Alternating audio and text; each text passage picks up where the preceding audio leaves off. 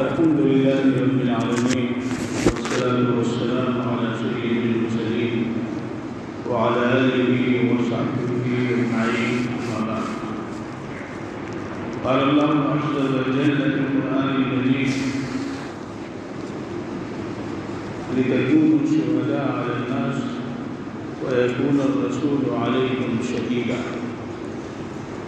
اللہ عز و جل نے حضرات صحابہ کرام رضوان اللہ علیہم اجمعین کو مخاطب فرماتے ہوئے یہ ارشاد فرمایا کہ تم لوگوں پر گواہ بنو، اس لیے یہ مقام و مرتبہ ہم نے دیا ہے، قوم کو قوم سے بدلا ہے۔ گزشتہ ہفتے میں نے اس طرف اشارہ کیا تھا کہ جس طرح اللہ رب العزت نے قبلے کو قبلے سے بدلا، اسی طرح سے اللہ رب العزت نے بنی اسرائیل کو جو فضیلت اور عظمت عطا فرمائی تھی ان سے سلب فرما کر کے انبیاء علیہ السلام نے حضور اکرم صلی اللہ علیہ وآلہ وسلم کی امت میں حضرات صحابہ کرام کو وہ مقام عطا فرمایا۔ لتکونوا شہداء علی الناس، شہداء شہید کی جمع ہے، جس کے معنی شہادت ہی کی نہیں، جو عام طور پہ ہمارے یہاں شہادت کا تصور یہ ہے کہ اللہ کے راستے میں جان آخری کے سفر کچھ نہیں کیا، ہم اسے شہید کہتے ہیں۔ اور شہید کے تعلق سے اللہ رب العزت یہ کا فرمان ہے کہ وَلَا تَقُولُوا لِمَنْ يُقْتَلُ فِي سَبِيلِ اللَّهِ أَمْوَاتٌ، ان کی عظمت، ان کا مقام، ان کا مرتبہ، ان کی حیثیت اللہ کی نظر میں ان کی قدر و قیمت یہ ہے کہ تم اپنی زبان پہ یہ بھی نہ لے آؤ کہ وہ مرے ہوئے نہ کہو، بلکہ وہ زندہ ہیں لیکن تم اس کا ادراک نہیں کر پا رہے، وَلَٰكِن لَا تَشْعُرُونَ۔ تو ہمارے ذہن میں جب شہداء کا تذکرہ آتا ہے تو اسی طرف ہمارا ذہن منتقل ہوتا ہے،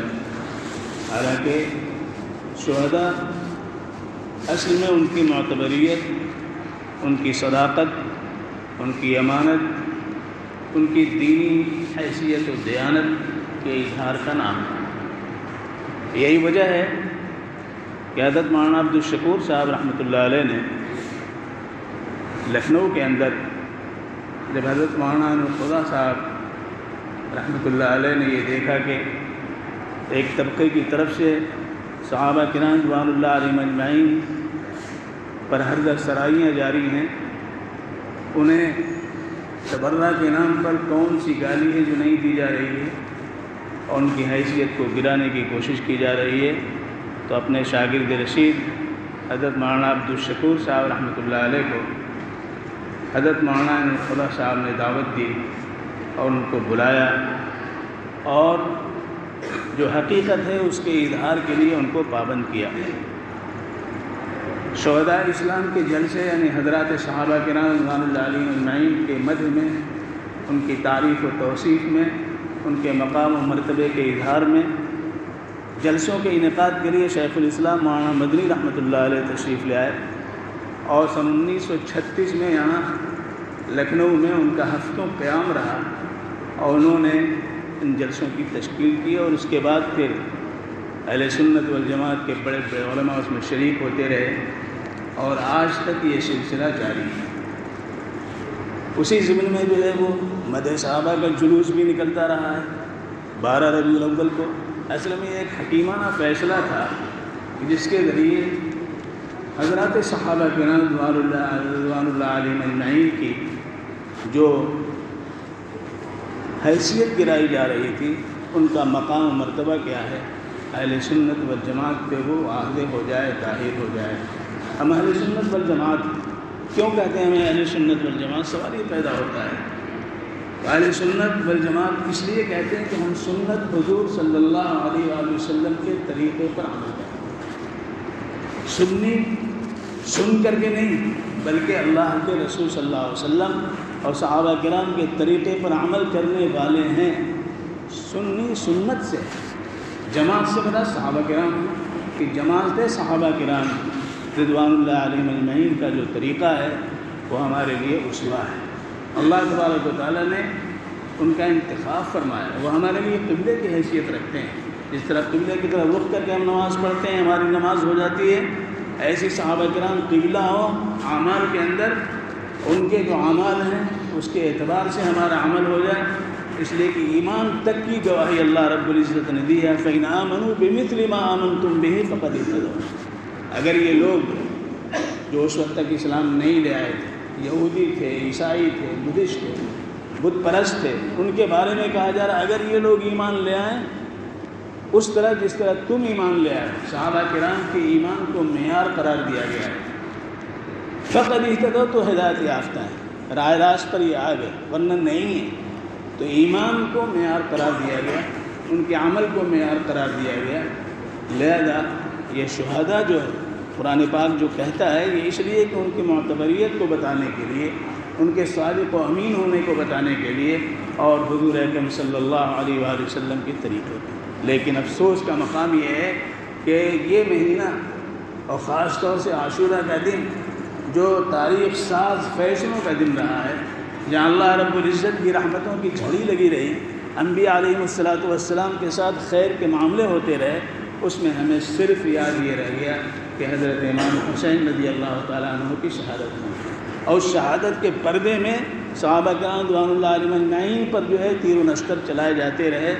اور یہ ہمایوں کے دور سے شروع ہوا، صفوی سلطنت سے شروع ہوا، اور یہ آج تک یہ سلسلہ جاری ہے۔ لیکن ہمیں اس کو سمجھنا چاہیے، خاص طور سے حضرت امیر معاویہ کی حیثیت بڑی مظلوم تھی، بہت ہی مظلوم کی حیثیت، حالانکہ حضرت امیر معاویہ رضی اللہ تعالیٰ عنہ وہ ہیں جو حضور صلی اللہ علیہ وسلم نے اسلام لاتے ہی ان کو کاتبین وحی میں شامل فرمایا، کاتبین وحی میں شامل فرمایا، وحی کا نزول ہوتا ہے اور حضرت امیر معاویہ رضی اللہ تعالیٰ عنہ اس کو قلم بند کرتے ہیں۔ حضرت امیر معاویہ رضی اللہ تعالیٰ عنہ وہ ہیں کہ جنہوں نے صحابہ کرام میں حکومتیں جو قائم ہوئی سب سے زیادہ طویل حکومت انہوں نے کی۔ حضرت ابوبکر صدیق رضی اللہ تعالیٰ عنہ کی خلافت 2.5 سال کی ہے، حضرت عمر کی خلافت 10 سال کی ہے، حضرت عثمان کی خلافت 12 سال کی ہے، حضرت علی کرم اللہ وجہہ کی خلافت 5 سال کی ہے یا 4.5 سال کی ہے، لیکن حضرت امیر معاویہ رضی اللہ تعالیٰ عنہ کی خلافت 20 سال کی ہے۔ اور یہ 20 سال کب؟ جب حضرت حسن رضی اللہ تعالیٰ عنہ نے آپ کے ہاتھ پر دستبرداری کا اعلان کیا، خلافت سونپ دی، اس کے بعد سے 20 سال تک وہ خلیفہ رہے۔ اور حضرت حسین رضوان اللہ علیہ میں انہوں نے 20 سالہ دور میں کوئی انگشت نمائی نہیں کی کہ حضرت امیر معاویہ پر، ان کے ظالمانہ کردار پر، ان کے کسی ناگفتہ بھی عمل پہ حضرت حسن نے یا حضرت حسین نے کوئی انگلی اٹھائی ہو۔ اور اگر وہ گورنری کا دور آپ لے لیں تو 40 سال ہو جاتے ہیں۔ حضرت عمر رضی اللہ تعالیٰ عنہ کے دور خلافت میں حضرت امیر معاویہ کے بڑے بھائی یزید بن ابی سفیان شام کے گورنر تھے، ان کا انتقال ہو جاتا ہے۔ انتقال کے بعد حضرت عمر رضی اللہ تعالیٰ عنہ کو معلوم ہوا کہ ابو سفیان مدینہ منورہ میں تشریف فرما ہے، کہ تعزیت کے لیے حاضر ہوئے۔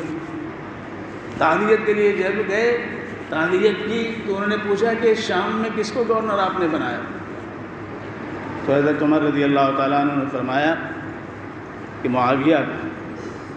تو حضرت سفیان نے کہا کہ بھائی کے بعد بھائی کو، اور کوئی آپ کو نہیں ملا؟ یزید بن ابی سفیان، ابو سفیان کے لڑکے یزید تھے، وہ گورنر تھے، حضرت امیر معاویہ کو بنایا۔ تو حضرت عمر کا جواب یہ تھا کہ حکومت مجھے کرنی ہے، مجھے پتہ ہے کہ اس کے قابل کون ہے، برادرانہ وجہ سے میں نے ان کو نہیں بنایا ہے، اس قابلیت کی بنیاد پہ جو اللہ نے ان کو عطا کی ہے اس کی بنیاد پہ ان کو میں نے گورنر بنایا۔ 3 سال حضرت عمر کا دور ان کو ملا، اور 12 سال حضرت عثمان کا دور ملا، 5 سال حضرت علی کا دور ملا۔ یہ 20 سالہ دور ان کے گورنری کا ہے، جس میں انہوں نے وہ کارہائے نمایاں انجام دیے کہ اللہ کے رسول صلی اللہ علیہ وسلم حضرت ام حرام رضی اللہ تعالیٰ عنہ کے گھر حضرت عبادہ بن صامت رضی اللہ تعالیٰ عنہ کے گھر تشریف فرمائے اور فرما رہے ہیں اول جیش یغزو البحر اوجب الجنہ، اول جیش یغزو البحر اوجب الجنہ، پہلا لشکر جو سمندر میں طاقت کرے گا اس نے جنت کو واجب کر لیا۔ حضرت ام حرام کہتی ہیں حضور میں اس میں شامل ہوں، فرمایا انت منہم، تم اسی میں سے۔ قبرص جو جزیرہ ہے اس پر بحری الغار حضرت عثمان ذی النورین رضی اللہ تعالیٰ عنہ کے زمانے میں ہوتی ہے،